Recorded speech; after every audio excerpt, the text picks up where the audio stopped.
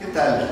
Soy Enrique Bautista y me siento muy honrado de que el Centro Cultural El Juglar me haya convocado para participar en esta charla sobre los importantes temas de la agenda electoral del año 2012. En esta ocasión voy a tener el placer de entrevistar a Raquel Sosa, a quien Andrés Manuel López Obrador, candidato de la coalición progresista, designó como su secretaria de Desarrollo Social una vez que llegue a la presidencia de la República. Yo me voy a permitir dar algunos datos sobre la currícula de nuestra amiga, la doctora en Historia y maestra en estudios latinoamericanos, licenciada en Sociología por la UNAM, Raquel Sosa. Ella es también profesora de tiempo completo en el Centro de Estudios Latinoamericanos de la Facultad de Ciencias Políticas y Sociales de la UNAM desde 1976 y vicepresidenta de la Asociación Internacional de Sociología, de la cual fue ella presidenta en algún momento. Fue secretaria de Desarrollo Social del Gobierno del Distrito Federal del año 2000 al 2005 y secretaria de Cultura del Gobierno del Distrito Federal del 2005 al 2006, tiempo en el cual Andrés Manuel López Obrador fue jefe de gobierno, como ustedes bien saben. Raquel, el anuncio de Andrés Manuel respecto a tu designación como secretaria de Desarrollo Social, pues es obviamente una distinción muy importante, pero me parece que también es un reto muy grande, dada la circunstancia que vive el país actualmente, la inequidad, las contradicciones sociales que vivimos, que enfrentamos. Yo quisiera que tú nos comentaras un poco cuál es tu perspectiva, cuál es tu visión de la situación del país, los principales problemas en materia de desarrollo social y cómo pretenderías enfrentarlos llegando a esta muy importante posición del gabinete de Andrés Manuel. Bueno, antes que ninguna otra cosa, creo que nos pesa a todos una gran responsabilidad. Hay en estos gobiernos neoliberales que hemos visto una frivolidad dominante. La gente piensa que ocupar un cargo de gobierno es un asunto muy amable porque se van a muchas inauguraciones y hay viajes y hay fiestas, banquetes y no sé cuántas cosas más. Nosotros no creemos para nada en eso, creemos que hay una gran responsabilidad. Hay una situación muy desesperada de la mayor parte de la población de México por distintas razones, por el deterioro económico, por la violencia, por el desempleo, por el hecho de que los jóvenes estén abandonados. Y eso para nosotros nos conmueve, nos mueve y además nos provoca pues una perspectiva de mucha responsabilidad, de mucha seriedad. El país requiere muy desesperadamente de un cambio y nosotros esperamos no fallar al país. Y desde luego pues eso implica no solamente tener los conocimientos o tener la voluntad o considerar que uno va a protagonizar algo, sino sobre todo estar dispuesto a sacrificarse entero o entera para una tarea que es una tarea titánica. A veces uno pensaría que la situación de pobreza que se vive en el país, maliciosamente cree uno que pudiera estar incluso propiciada por el propio gobierno o por instituciones del gobierno para hacer a la ciudadanía dependiente de los apoyos que el propio gobierno les ofrece a través de la política social, de los programas sociales, en su momento de solidaridad, ahora de oportunidades.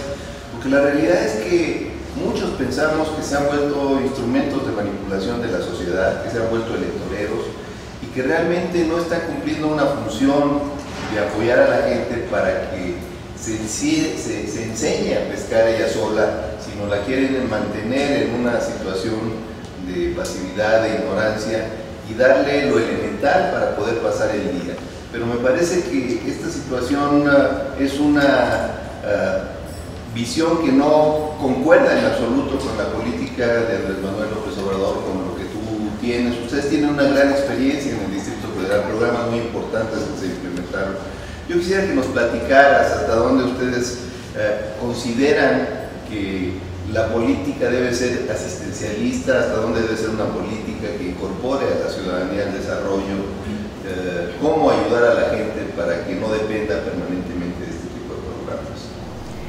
Bueno, yo creo que hay que pensar en varias dimensiones de los problemas sociales y de los programas sociales. Lo primero es que todos los seres humanos, sean pobres o a veces en condiciones extremas, cualquiera sea su circunstancia, todos son personas complejas, con necesidades, pero también con deseos, con voluntad, con memoria, con identidad, y que todo eso es sumamente importante tomarlo en cuenta. Los pobres y los demás seres humanos de la sociedad, lamentablemente en esta sociedad hay más pobres que en ninguna otra situación, pero todos tienen que ser tomados en cuenta y tienen que ser reconocidos como personas con voluntad propia y con capacidad propia.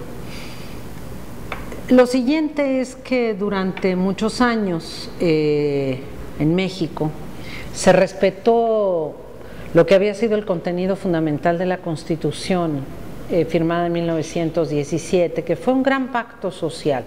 En realidad la principal ley de desarrollo social en México es la Constitución, que asume que todos, por el hecho de ser personas vivas y que habitamos el país, tenemos derechos. Tenemos derecho a la alimentación, tenemos derecho a vivir, para empezar, tenemos derecho a ser protegidos, tenemos derecho a la salud, a la educación, al trabajo, y todos esos derechos han sido violentados y han sido menospreciados durante muchos años, todos estos largos años neoliberales. Para nosotros una política social, por tanto, tiene que estar fundada en esos derechos que son los derechos constitucionales. Y no podemos admitir que esos derechos estén sometidos a ningún condicionamiento. Es decir, si los recursos que tiene cualquier gobierno proceden del pueblo, que es el que paga sus impuestos, el que pone en manos de la administración los recursos nacionales, tiene derecho a que se le devuelvan los servicios y los bienes que ha puesto en manos del gobierno, de manera que eso no se puede discutir. La operación que han hecho los gobiernos neoliberales ha sido doble, en el sentido, primero, de provocar un empobrecimiento muy grande de la gente y facilitar el enriquecimiento de unos cuantos a niveles que no se habían visto en la historia de este país, ni siquiera en la época de Porfirio Díaz, porque en la época de Porfirio Díaz había algo así como 100 familias de ricos, en este momento son 30 familias de ricos muy extremos, y lo demás es en realidad una mayoría de personas pobres y muy pobres. Pero lo que han hecho no solamente es empobrecer a la gente, sino también lo que han producido es programas sociales condicionados y focalizados, lo que quiere decir que ellos deciden a quién sí y a quién no le otorgan lo que llaman no derechos sino oportunidades. Y esto evidentemente es una derivación de una política que inició el señor Salinas de Gortari, quien estaba muy preocupado porque el Partido Revolucionario Institucional del que él se apoderó, y no solo del partido sino del gobierno también, se estaba resquebrajando con la ruptura que significó la formación del Frente Democrático Nacional. Y a partir de eso él ideó también una nueva forma de hacer política social, y algo que en aquel entonces se preveía como a lo mejor un nuevo partido que no fuera el PRI, pero que tuviera una base social muy grande. Y de ahí surgió el programa Solidaridad y todos los programas que conocemos. Finalmente, son programas de contención social para buscar la pacificación, para buscar corromper a las personas que se hubieran vinculado con la posición crítica de izquierda que estuvo a punto de conseguir el gobierno. Y de ahí en adelante, después cuando intervino, en el año 92, 93, el Banco Mundial, esa base, que es una base política de contención, de pacificación de la población después de un inmenso fraude electoral, se convirtió en la base de un programa social condicionado para que pues la gente no pensara nunca más en organizarse de manera independiente, sino que estuviera contenida y que cualquier derecho al que antes hubiera podido tener acceso le estuviera condicionado en función de apoyos electorales, en función de someterse a una autoridad ilegítima, ilegal, etcétera. Entonces, yo creo que tiene que haber, por supuesto, y creemos nosotros que tiene que haber derecho a la asistencia social, es decir, nadie puede regatear que las personas en situación muy extrema tengan que ser protegidas por el Estado. Las personas que están en situación de abandono, las personas que han vivido situaciones de riesgo, de desastre, esas personas requieren asistencia, pero lo que hay ahora no son programas de asistencia, son el sustituto de programas de derechos sociales convertidos en una forma perversa de control, de contención, de condicionamiento de la población. Sí, y de condicionamiento no solamente para mantener la cabeza abajo, sino para respaldar al sistema, al régimen vigente, a quien entrega los recursos que desafortunadamente no se entregan a quienes son los destinatarios de los mismos de una manera libre, transparente, sino se les hace sentir que los está entregando quien detenta el gobierno y los está entregando a cambio del sometimiento y más allá de esto, a cambio de que respalde de manera definitiva al gobierno. Las elecciones, los procesos electorales, estatales, los hemos vivido mucho, se han condicionado mucho por este tipo de programas y hay obviamente una grave preocupación de muchos mexicanos en el sentido de que en esta elección del 1 de julio se utilicen este tipo de programas para presionar a los destinatarios de los mismos y obligarlos a votar a favor de tal o cual partido. Y no me refiero solamente al gobierno federal, me refiero también a los gobiernos estatales, porque estos programas son en lo local de alguna manera filtrados, tamizados por los gobiernos locales que son quienes los operan. Y tristemente muchos de los recursos que vienen en estos fondos no llegan a los destinatarios, una parte se queda en los bolsillos de políticos corruptos. ¿Cómo evitar que esto se dé?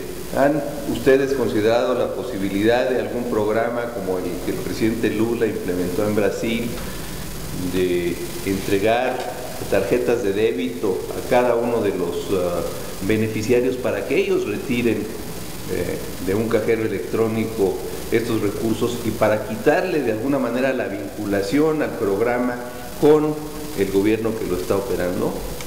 Bueno, la experiencia que nosotros tuvimos en el Distrito Federal es una experiencia muy interesante en el sentido de que nosotros, una vez que se anunció el triunfo electoral de Andrés Manuel como jefe de gobierno, nos dedicamos a preparar muy intensamente, intensa e intensivamente, toda la información, yendo a hacer visitas casa por casa en relación a los programas con los que nosotros íbamos a trabajar.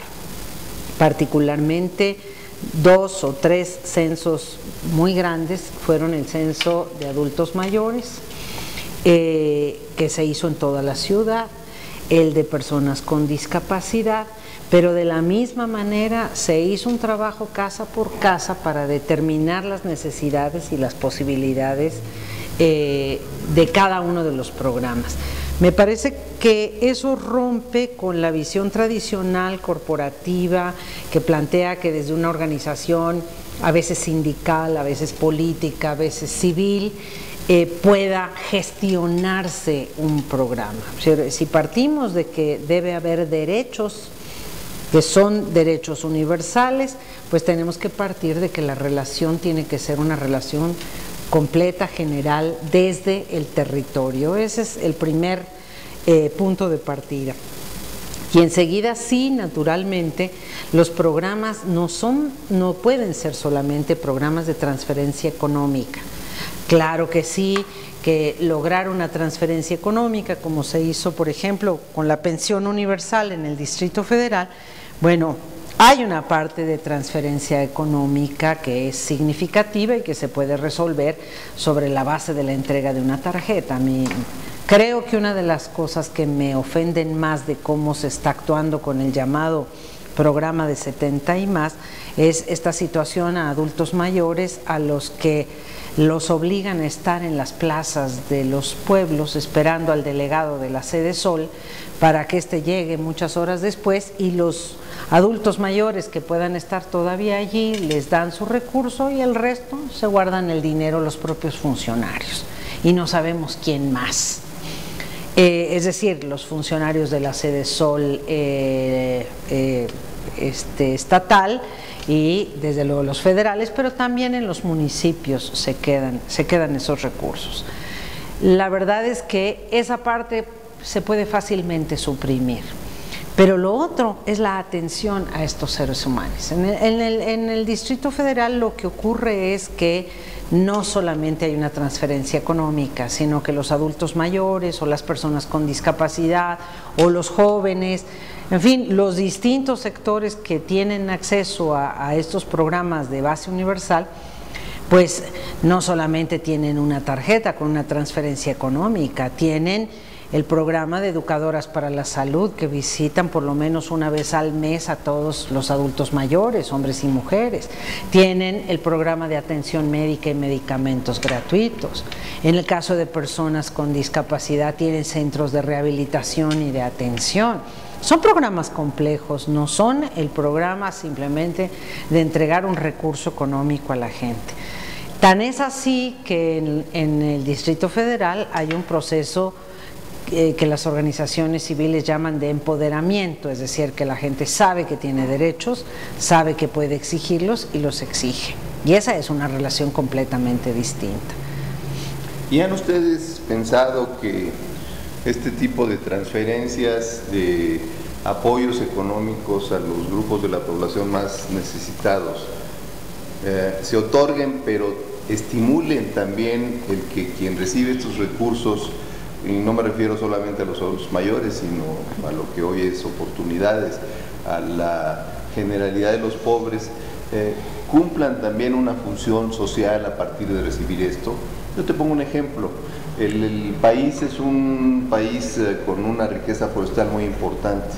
Sin embargo, nosotros observamos que hay una depredación por necesidad y no hay o no vemos que haya una vinculación entre estos programas sociales y, por ejemplo, el cuidado del bosque. ¿No sería factible estimular a los campesinos de las comunidades forestales para que cuiden su bosque y darles un mejor servicio, un mayor apoyo a quienes cumplan con determinados requisitos? Y con el bosque sucede lo que sucede con la pesca en aguas continentales o que sucede en muchas otras actividades. Vincular estos programas de alguna manera a que haya una mayor organización para cuidar los recursos naturales, para producir, para desarrollarse como sociedad y como comunidad. Naturalmente, volvemos al principio, un ser humano, los seres humanos en colectividad, organizados en un territorio, pues son seres humanos con muchas necesidades y con toda una visión del mundo. No tiene por qué pensarse que todo se resuelve sobre la base de alguien que recibe una determinada transferencia económica. Esa es una distorsión. Pero lo principal de una verdadera política social es una buena y distinta política económica que facilite el crecimiento económico verdadero. En una sociedad donde hace 30, 35 años no hay crecimiento económico y por tanto no hay empleo, hay una cantidad muy grande de distorsiones. Lo único que le llega a la gente en este momento, fundamentalmente, a la que le puede llegar de acuerdo a las decisiones que tome este desgobierno y los que estuvieron antes, es un apoyo condicionado, y les llega a algunos, no les llega a todos. Pero cuando hay crecimiento económico, cuando hay empleo, cuando la gente tiene la posibilidad de, bueno, tener crédito y tener semillas y tener fertilizantes para que crezcan sus cultivos, tener la posibilidad de cuidar sus tierras, sus bosques, sus aguas, y que haya efectivamente satisfactores porque la gente puede estar trabajando y puede estar protegida y puede estar organizada bien en su propia comunidad, la relación es completamente distinta. Entonces, por supuesto que hay que cuidar los bosques y por supuesto que hay que reforestar todo el país. El general Cárdenas nos estará viendo desde donde quiera que esté para recordar eso, que fue una parte fundamentalísima de su propia política económica.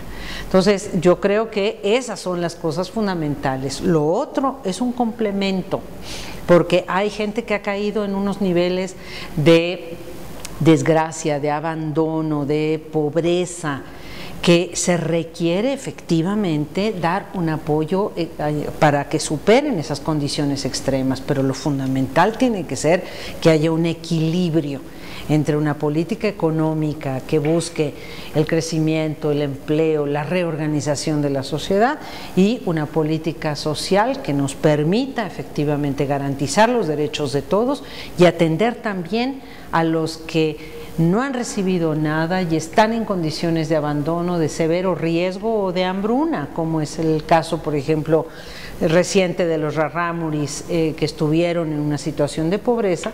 Lo que no sabe mucha gente es que esa situación de pobreza extrema que enfrentaron tiene que ver con los condicionamientos el programa Oportunidades, porque como no cumplían con los condicionamientos, cerca de 20,000 rarámuris fueron expulsados de Oportunidades y cayeron en una situación extrema de hambruna.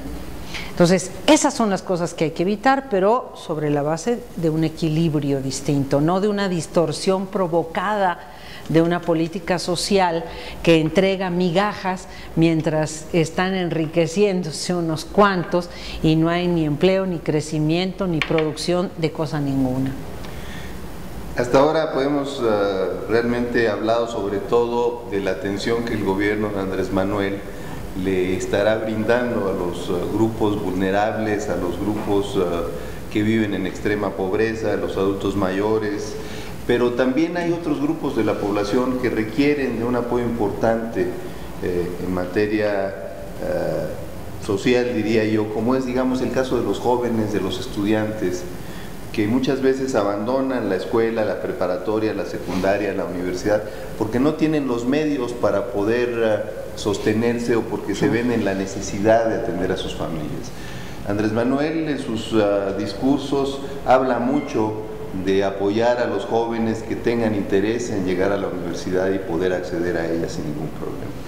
Pero esto requiere de un complemento de parte del gobierno, becas y en otra serie de mecanismos, y también me parece que de enseñanza y de convocatoria a los propios jóvenes que tan, digamos, importante conducta han tenido en estos últimos meses, en estas últimas semanas de la campaña, para que fortalezcan esta organización y sean el motor del cambio que el país requiere. ¿Hay alguna propuesta pensada ya en este sentido, Raquel? Sí, naturalmente. Un programa que fue menos conocido en el gobierno del Distrito Federal y muy importante fue el programa de atención a jóvenes, particularmente los jóvenes en situación de riesgo. Nosotros iniciamos ese programa con 20,000 jóvenes, con un sistema de tutores, de grupos de 20, 25 muchachos con un tutor o una tutora que nos permitieran entender la situación por la que atravesaban los jóvenes, sus demandas, sus deseos, sus preocupaciones y sus necesidades también.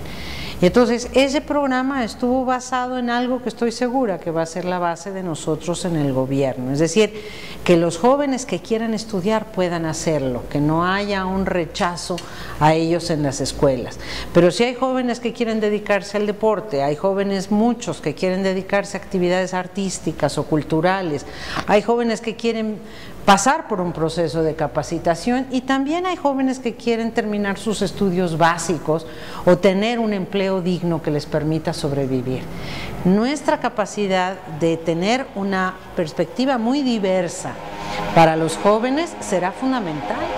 Andrés Manuel ya está asumiendo, por ejemplo, que ningún joven sea rechazado de la universidad si es que tiene las características, las condiciones para llegar a la universidad. Y para eso sabemos muy bien que hay muchos jóvenes que no llegan ni siquiera a terminar su secundaria.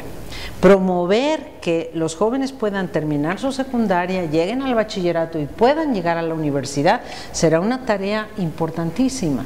Pero no solo eso, hay que abrir todos los otros caminos para los jóvenes. En las últimas semanas Andrés Manuel ha estado planteando que él quiere hacer un programa parecido a lo que hizo Franklin Delano Roosevelt en los Estados Unidos, que en la crisis de 29 inició un programa de recuperación del empleo y dio en unas cuantas semanas 4 millones de trabajos a jóvenes norteamericanos. Andrés Manuel se está planteando abrir espacios de esta naturaleza plural a 7 millones de jóvenes en todo el país. Y eso se puede hacer sobre la base de organizar muy distintas actividades y desde luego reconstruir núcleos de jóvenes en todo el país que puedan estar organizados en torno a ser felices, a vivir tranquilos, a lograr su empleo, a realizarse como seres plenos, creativos, a tener una familia.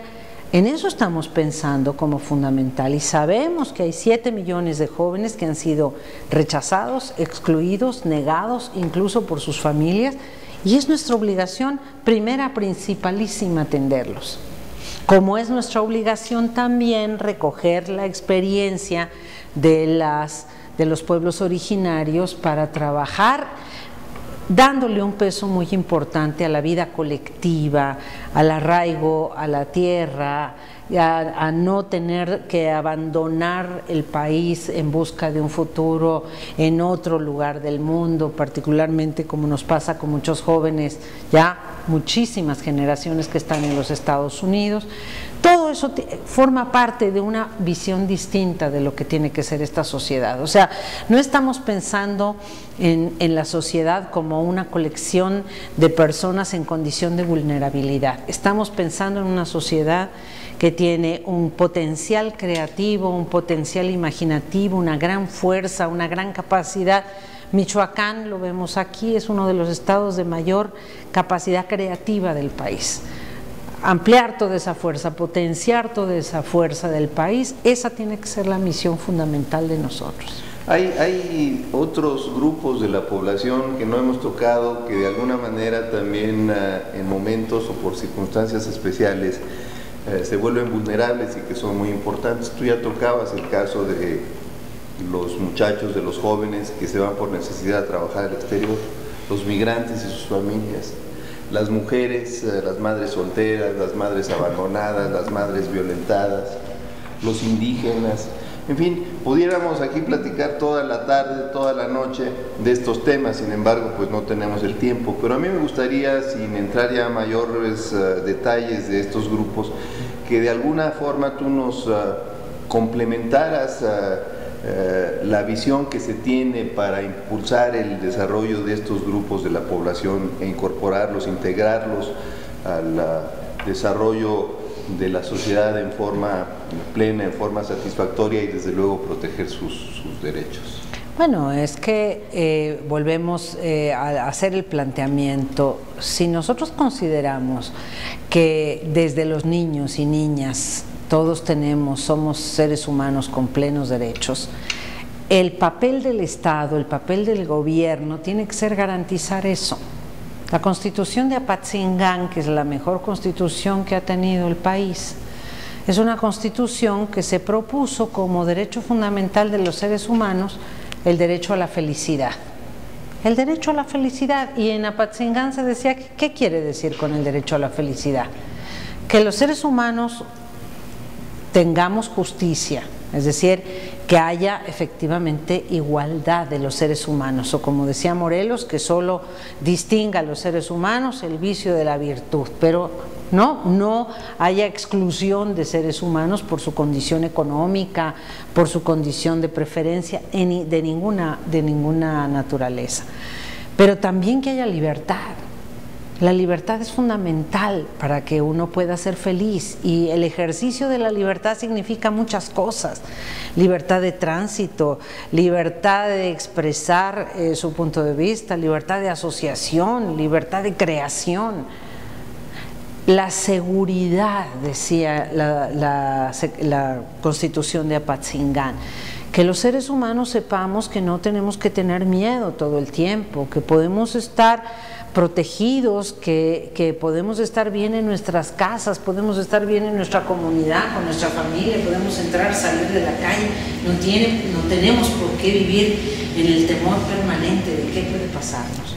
Entonces, ser felices también es tener derecho a soñar, tener derecho a que pensemos que podemos cambiar el mundo y dedicarnos a cambiarlo como lo pensemos.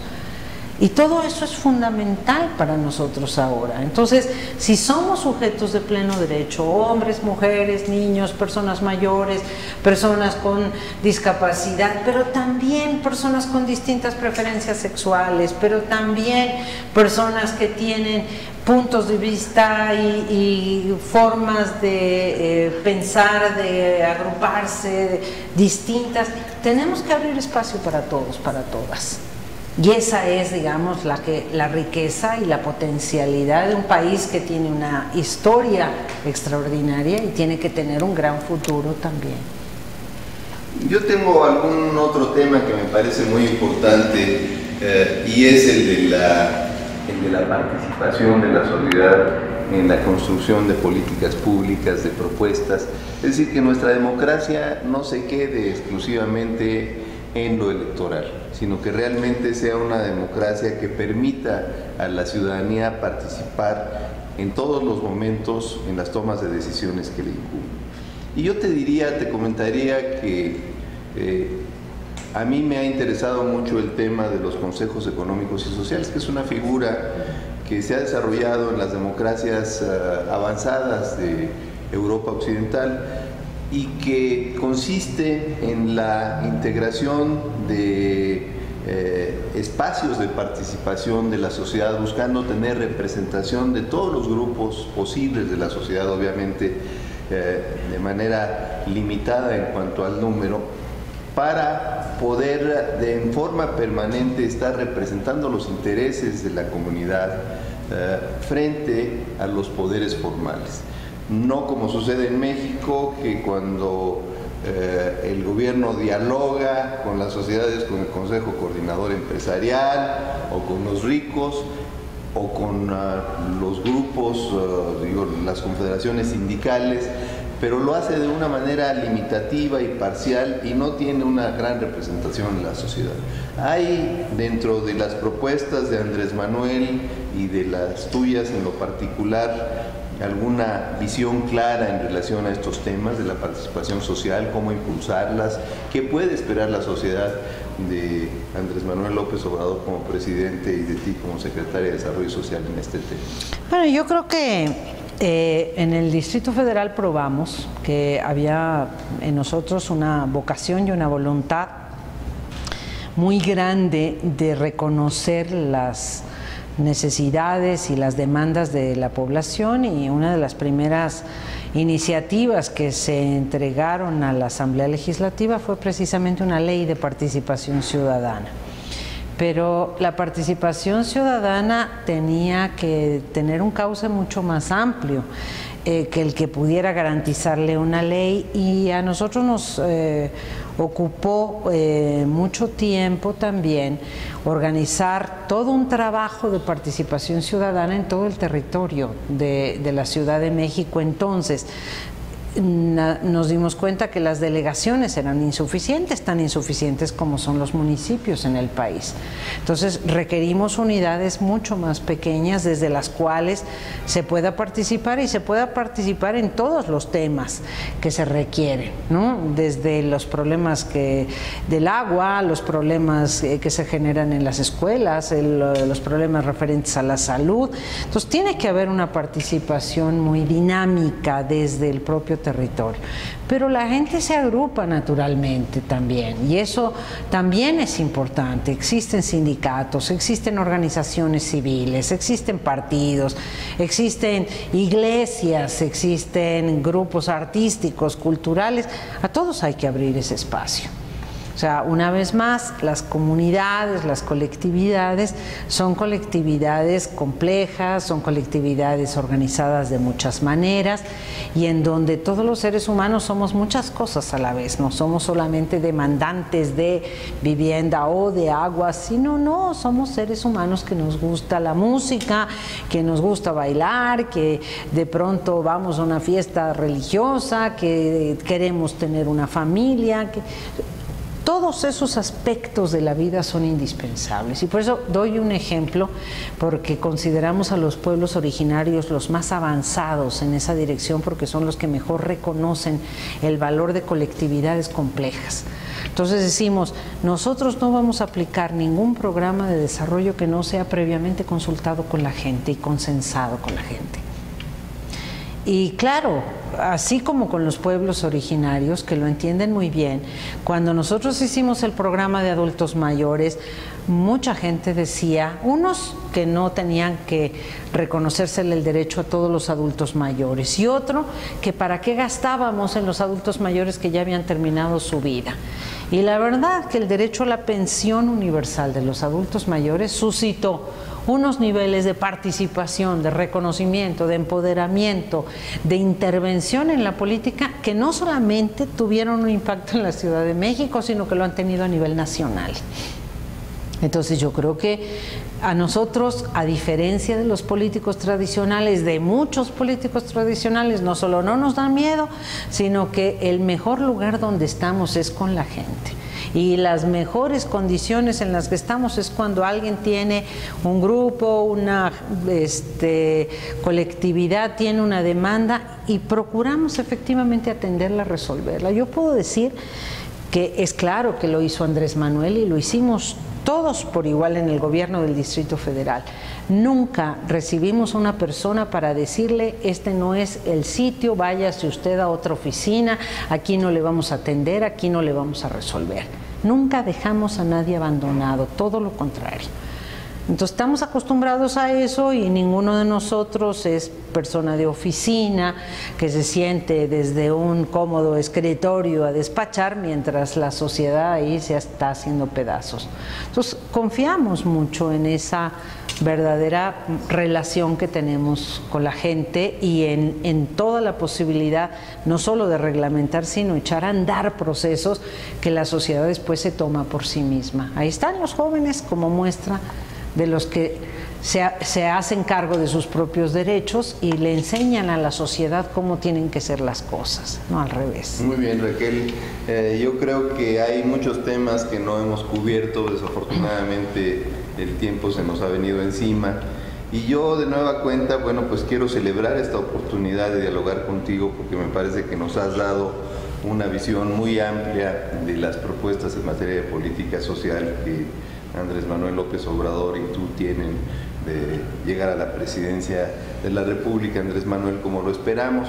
Yo quisiera preguntarte finalmente si tienes algún comentario adicional que hacerle a los internautas que nos observan, porque me parece que es una oportunidad única esta de estar contigo en este momento, bueno, previo a la elección. Pues yo agradezco muchísimo la oportunidad de tener este espacio, y yo les pediría a todos, a todas los que lo puedan observar, que realmente atendamos este cambio como algo importantísimo. Estamos ante una posibilidad real de lograr una transformación por la vía de que Andrés Manuel López Obrador gane la presidencia de la República, pero no se va a lograr realmente si todos nosotros no nos consideramos partícipes de eso, y no solo para ahora, sino para el futuro, porque lo que viene de defensa de nuestros derechos, de transformaciones desde lo más pequeño a lo más grande, va a requerir la participación de todos. Todo es importante. Es importante desde que alguien pueda ser representante de casilla, que es lo más importante que podemos hacer ahora, pero si alguien no es representante de casilla, es importante que pase por la casilla en la tarde, noche, y nos envíe una foto de la sábana de la casilla. Es importante que acompañen a los que están en las casillas y no los dejen solos en todo ese proceso de conteo de votos. Es importante que todos sepamos desde cada pequeño espacio dónde estamos, quiénes son nuestros compañeros, que nos agrupemos, nos conozcamos. Ojalá generáramos un ánimo todavía más grande que el que tuvimos en 88, donde de pronto parecía que la gente brotaba de todas partes, aunque nosotros no necesariamente lo hubiéramos convocado a todos. Ahora estamos convocando, estamos organizados. Vamos a ser cerca de 7 millones de personas movilizadas en todo el país. Entonces, pues tenemos que sumar muchos más para hacer esos cambios. Y a eso es a lo que invitamos a todos los que nos oigan. Todos tenemos un papel que cumplir. Pues muchas gracias por esta oportunidad. Gracias al Centro Cultural